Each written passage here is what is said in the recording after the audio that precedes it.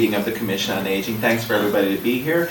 I'd like to welcome as our guest Tom Dempsey, who is about to start with us on the Commission on Aging. He is about to get appointed by the Selectmen, so we're glad to have you here as a guest. Thank you for coming.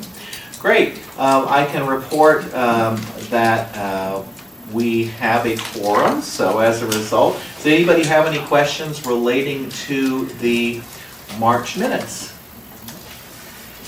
Hearing none or any suggested changes, can I have a motion to approve the March minutes? Thank you. I appreciate that. All in favor? Great. I don't see Beth here, so I'm going to skip ahead to Human Services. So, Allie. Okay, good morning. Good morning. Let's see, so we still have, there she is, about a month left to apply for renter's rebate. Not renter's rebate, I got distracted. For the elderly tax credits. Olives, please. Okay, sure, absolutely. All right, you're right, Beth. Hello, sorry guys. Well, you know what I'm going to do? Yeah. I'm going to reverse it back. Exactly. What the heck? There you go. So, somebody else was looking in the window too, but I don't think she was for us. Okay, so we will go back. Beth, we've approved the March minutes.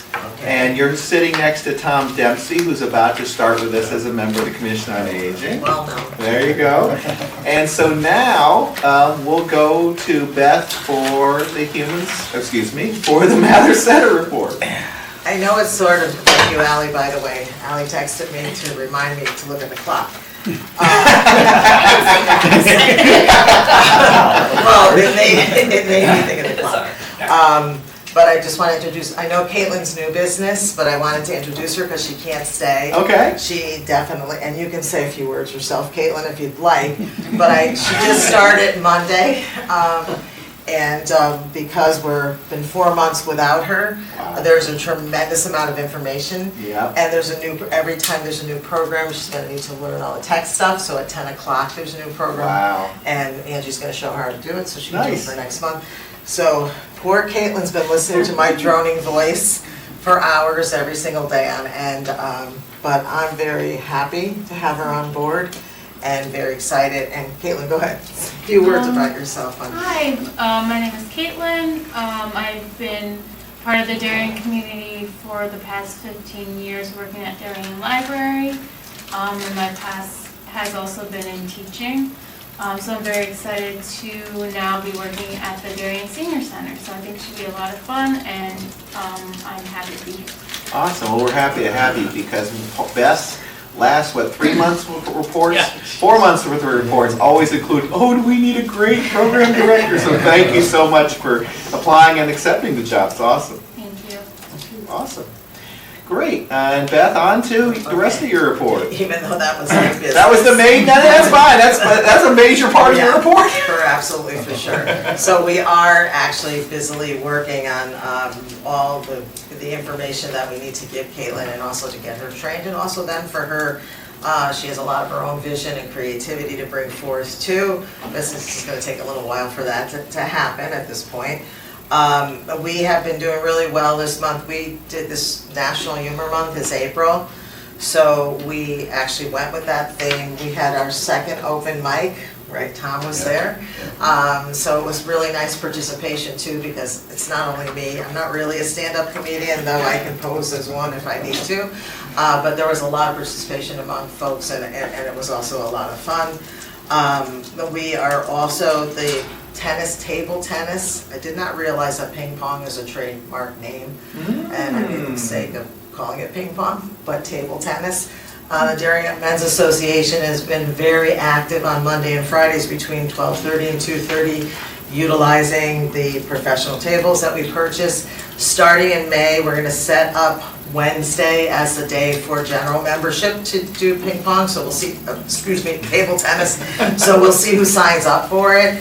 And if we need to have it up more or different days, we're really going to do kind of like a trial and error. So to anybody who's interested, they are professional paddles, professional balls. There is actually a beginner ping pong or tennis ball, it's a table tennis ball, and they go slower. Who knew? Yeah. And then there's a more advanced one, and also I did buy the ball picker-upper, so people don't have to bend down. which is. How in the world does that work? It is a metal cage Uh-huh. that's kind of oblong shape, and you push it like you would a carpet sweeper, and it picks up all the balls. Wow. And then the cage opens and you release them.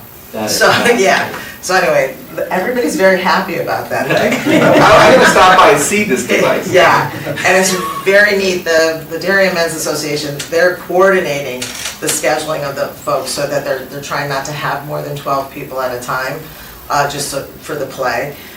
So that's working out really well, so I'm learning from them as well. And the rules are there, so if people don't know the rules, or if they just want to play for fun, I know there's future, looking at having a competitive play eventually, but we're not there yet, so we're happy to be offering that.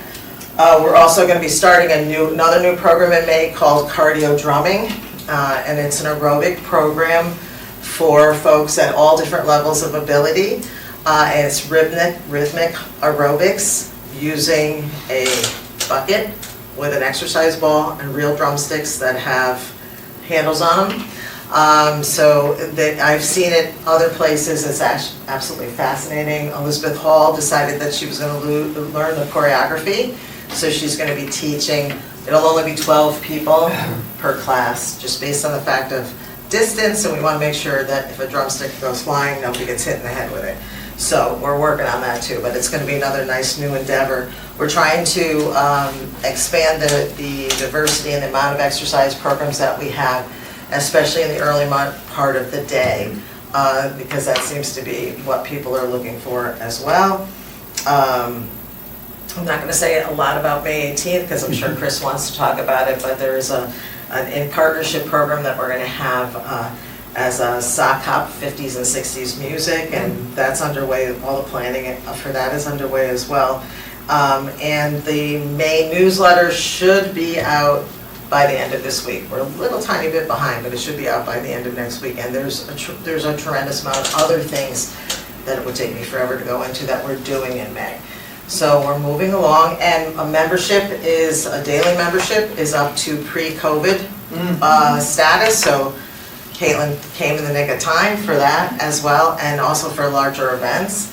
And we have a lot of other things that we want to put into place, so we're very excited about that.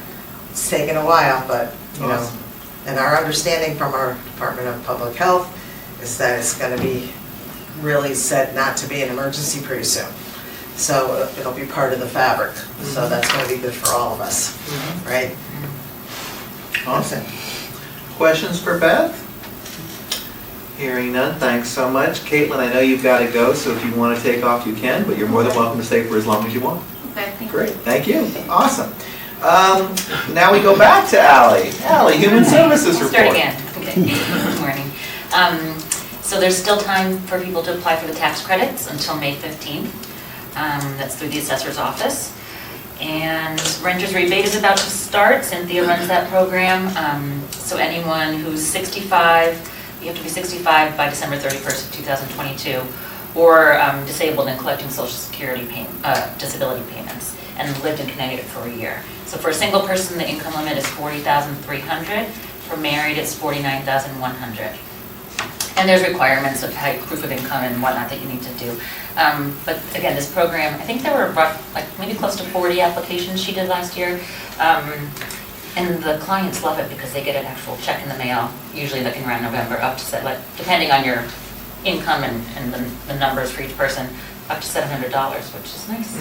So that starts, when did she start? May 16th. And goes through September, so there's plenty of time. And you still get your check the same week, so people, everyone wants to be there at the very beginning. It's like, no, let's space it out. Okay, so I've been talking a lot about Operation Fuel this year. They've closed. They reopened for like a week, and they closed again because they are just inundated. So that just tells you how many people are struggling, right? That they were just so overwhelmed that they closed for the rest of the season. They're not going to open again, I think, until July.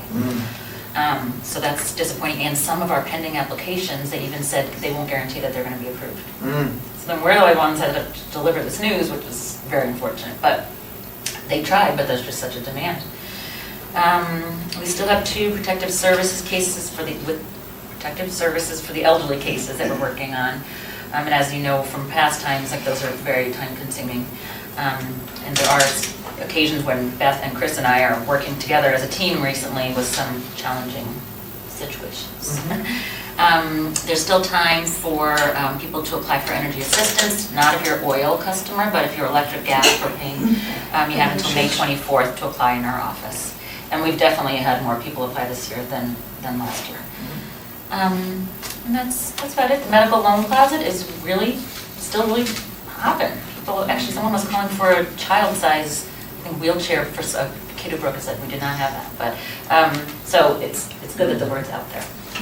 Awesome. That's about it. Oh, and we resumed doing Ask a Social Worker at the Senior Center, which we haven't done since pre-COVID. So Cynthia's been down there the last couple of weeks. I think yesterday she had a training, but. And a few people asked for her yesterday, which I was thrilled. Oh, That's that's just really good. good, just after only 2 weeks, so that's Okay, great. Sorry. yeah. No, that's great. Yeah. Yeah, so we're getting back into the groove, and actually Beth and Chris and I met for the first time, because Gina and Beth and I used to meet like monthly, and we stopped that during COVID, so now we've resumed that too, so Nice. carry on, let's see. Thanks, Ally. Any questions for Ally? Hearing none, thanks so much. Old business? Chris, tell us what's going on at Home and Dairy. Sure, just a couple of things to piggyback on what Beth has said. The event on May 18th that is interesting because we're doing it together with the great space and lunch and services downstairs, and we're promoting that to our members. I think we have 30 plus members already who've committed for the lunch with a cap of 80, so that's going pretty well. A number of things that we're doing concurrently. We've got our annual appeal that's about ready to start in May. Another issue of Out and About newsletter that goes to everywhere in town. It's an every door direct delivery, which is good. And I've given some stats over the last couple months, and I think to Beth's point, pre-COVID activity, January, February, March this year versus last year, we're up 75% in rides. And a lot of new riders. We've expanded our relationships with like Selleck Woods and Atria, not to be a primary driver for them, but to be able to backfill. And that's worked out well. And that's got us some new riders. But we took a look back before COVID, and if you compare January, February, March this year versus 2019, we're up over 13%. Which is great. Notable, we had 5 drivers then, we have 2 now. So my next point is we're still looking for some more drivers. We've got about 3 or 4 that I've been talking to. We're looking for part-time drivers, paid drivers, probably 10 to 12 hours a week. And our volunteer drivers have really been stepping up also. How much do you pay the drivers for TV 79 purposes? There's a range, probably Okay. 16. They're not going to get rich doing it. Right. It'll be a rich experience, but they won't get rich doing it. And a couple of people we've spoken with really understand what it's about. And we have a new volunteer driver that's called me after each ride that he's done to talk about his experience and how rewarding it was Nice. with the person that he drove. So that's really great. And another thing, every time I say the event is we're going to have a band called the Elderly Brothers, everybody just starts laughing, and so that was Beth bringing that band, and we're all anxious to hear them. And the one thing I wanted to bring up, one of our members came to me and was concerned about the condition of sidewalks. And I don't know, I don't know, I haven't been involved in any discussions, and I'm sure there have been some based on Ray's response. So, I felt compelled to just bring it up here, not to get too deep into it here, but there was some concern with activity that's going on in other areas. What's happening beyond Corbin and in areas where there are uneven sidewalks. So I just bring that up, and we can talk about it separately. You can point me in the direction of somebody, and that's good. I want to get back to that. Yeah, it's been an ongoing issue. Maybe we should get Steve to come back, you think? Well, so? Steve, I'm hoping Steve comes back in May, so that was where I was Okay. going with that, Ray, All right, exactly. okay. Steve, I'm hoping, and right. that's our current plan, is to have Steve Mulvaney, Chairman of Planning and Zoning, to come here in May, and we can ask him about Yeah. those exact kind of issues. But what we've heard in the past is that some of the challenges,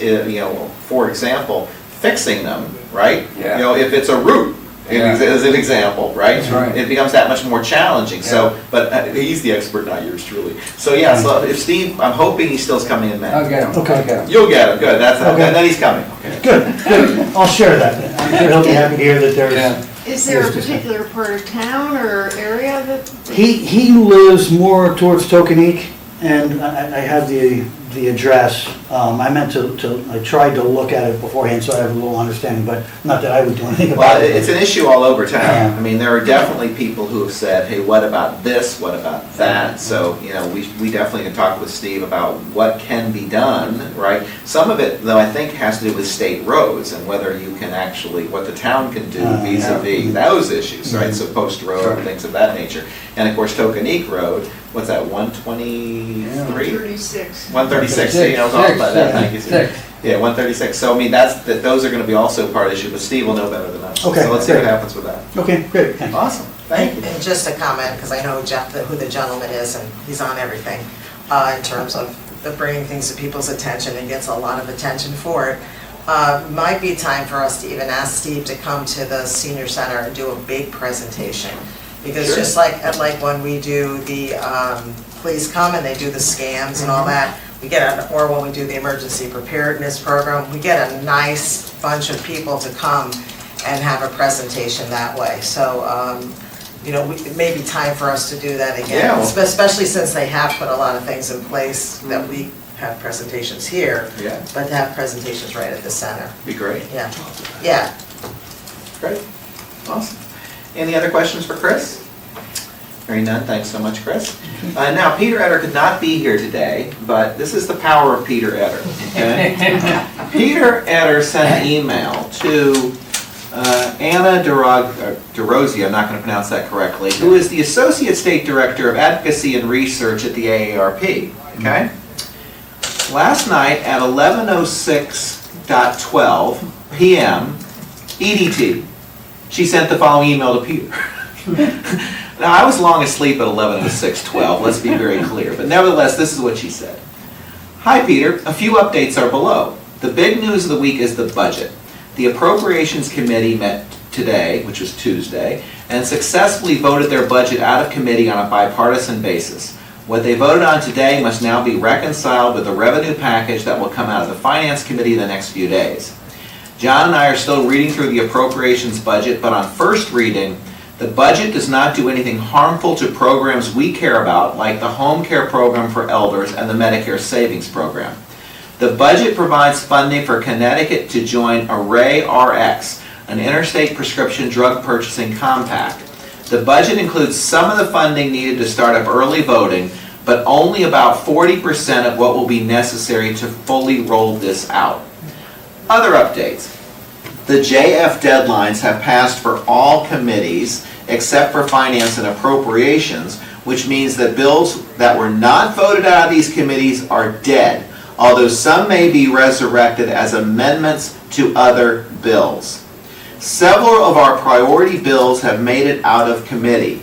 House Bill 5917, an act implementing the recommendations of the Vision Zero Council. House Bill 6678, an act concerning nursing home transparency. Senate Bill 931, an act expanding access to the Alzheimer's disease respite care program. Senate Bill 1025, an act implementing the recommendations of the Homemaker Companion Agency Task Force. Senate Bill 1026, an act concerning nursing home staffing ratios. House Bill 6619, an act concerning banning pay for delay. Senate Bill 1159, an act concerning pharmacy benefits, managers, and drug affordability and transparency. House Bill 6890, an act concerning qualifying transit-oriented communities. Senate Bill 1178, an act expanding Connecticut paid sick days. House Bill 6630, an act increasing Husky C asset and income limits. But that's not included in the Appropriations Committee budget, she says. Senate Bill 10, an act promoting access to affordable prescription drugs, healthcare coverage, transparency in healthcare costs, home and community-based support for vulnerable persons and rights regarding gender identity and expression. once again, made it out of the Human Services Committee, but was referred to the Appropriations Committee for further actions.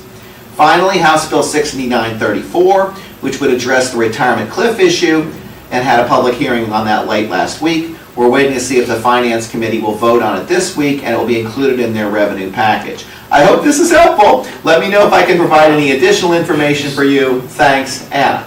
Okay, again, hitting send at 11:06 p.m. last night. Remarkable. So those are the updates that were given to us on current state legislation in the AARP. Thank you to Peter if you're watching on video. And we will see what happens. Obviously, the legislature is still in session. The committees are still meeting. So some other bills that relate to seniors may not be included in this list. Fair enough? Great. Any other old business? I don't know if we want to, I do have the recommendations that were set, if anyone would like a copy of them. The draft is done. This is actually what got sent from the group of us that started on October 21st.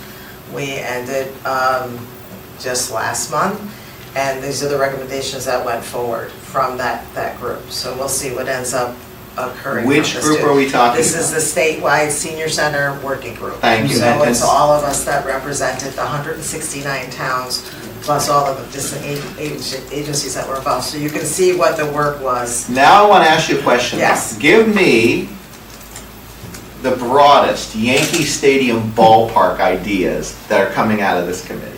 Well, basically that the field representative that is being hired is going to be the liaison, that 90% and 95% of that person's work will be with senior centers.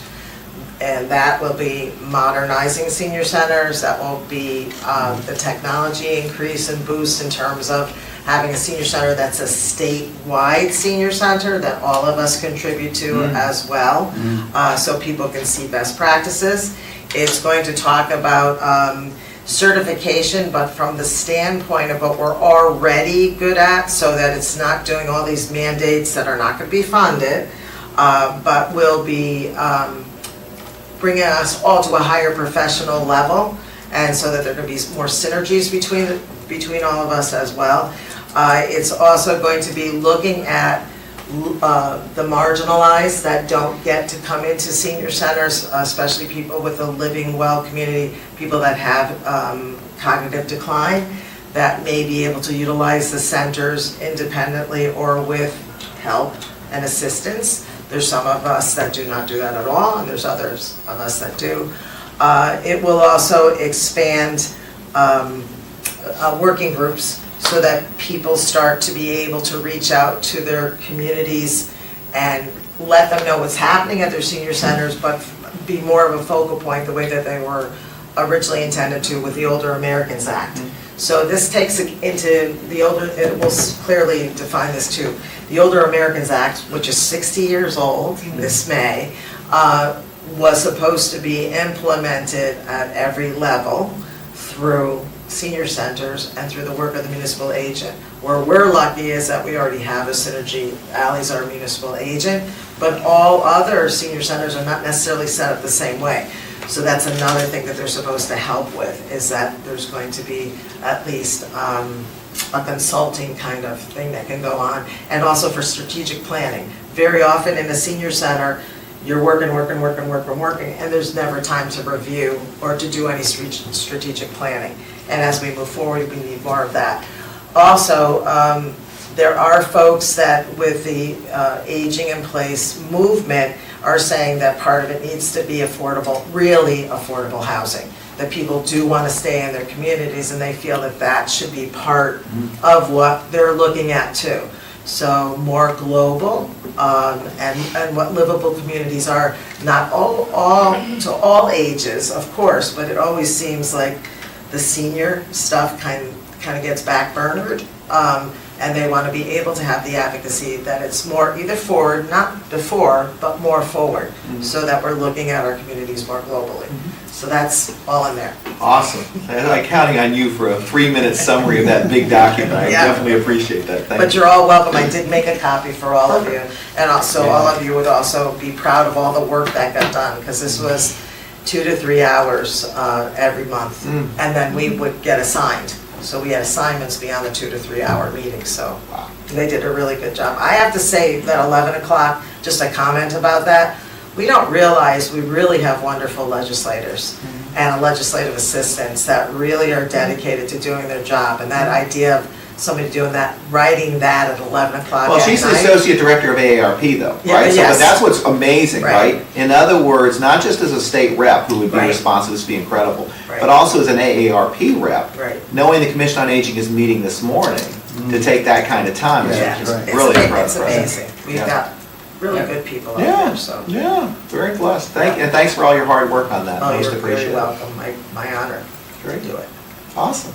Any questions for Beth relating to the report? No? Great.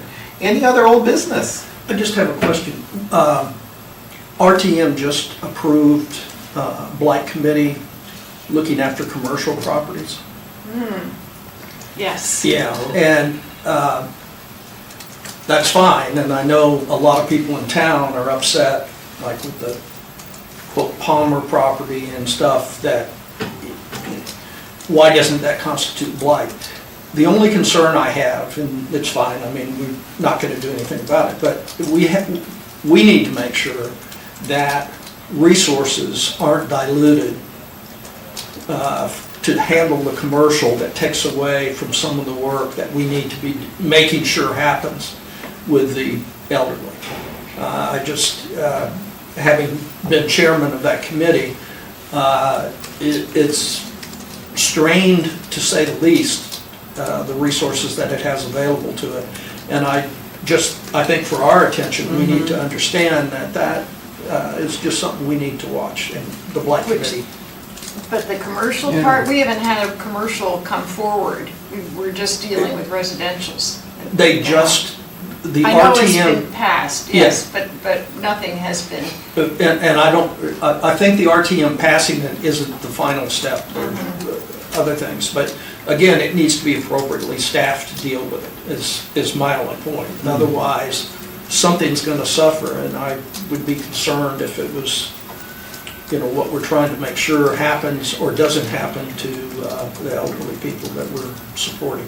I just thank God it doesn't involve Ally and Beth, right? In other words, it's No, something. it shouldn't. Right? Because those are my concerns, that Ally and Beth, right, who get notified by the Blight Commission of problems, right, potentially, right, can step in, right? So to, at least it may mess with the Blight Commission, right? Yes. Exactly, but to the extent, it's not, there probably aren't too many seniors or people who have issues who are having commercial properties. That's the good news, hopefully, right? So. Yeah, well, like Sue said, there aren't any complaints yet, but Yeah, right. okay. Yeah, well, it just happened, but Right. you talk about things like the sidewalk issue and others, some of those issues have been exacerbated by all of the activity in town. Right.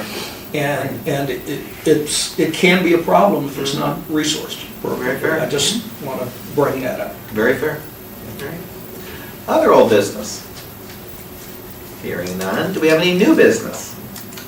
I spoke to or emailed back and forth with Joe about this, and it just, I don't know if anyone saw in the beginning of April, the article about death with dignity in the New York Times, and I know it's kind of emotionally charged and controversial, but it just seemed to me it's something that this commission should at least discuss and see what we think. I know that there has been a bill that recurs up at the legislature. The League of Women Voters actually had a program on this last June. We had a gentleman from Westport speak very passionately about his wife's issues, and many other states have the ability to have, this death with dignity, and I just wondered if, anyone wanted to discuss it. It seemed to me, I don't know if we want to take a stand, but I think it's something that we should at least explore to see whether we could be advocates for it, or, it's a personal thing, granted, but having the ability to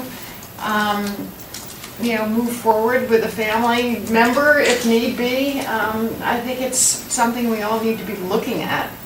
That's very fair, and as I explained to you, Peter Etter and I have very, very divergent views And on I'm this. sorry, Peter isn't here today. Right, 'cause exactly, thank you. I know he's got very strong opinions about Correct. it, which I certainly honor. Yeah. There's no question that everybody's going to have a different take on this, but on the other hand, it just seems to me it should be available. What I'd like to do, based on Peter not being here, is to put this on our June agenda. Okay, fair enough? Hopefully Peter can make it, because I have a strongly held view on this. I do testify on behalf of these bills in the state legislature. I'm not sure, Peter may very well do it on the other side. So at the end of the day, what I'd like to do is give folks some time to study the issue, think about it, read up on it. Obviously, it's controversial. One of our issues in the Commission on Aging is we try to keep our powder dry for things that we can reach consensus on. I'm not sure we can reach consensus on this issue, but I'm glad to have the discussion. I think it'll be a fascinating discussion. We did discuss this 2 or 3 years ago. Peter and I locked horns.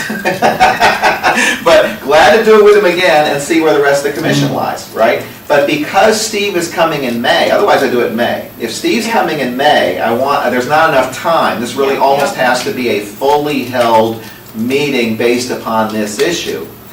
It may also, though highly unlikely, it's been before the legislature, I want to say 18 consecutive years in a row, and has failed every single time at the committee level, okay?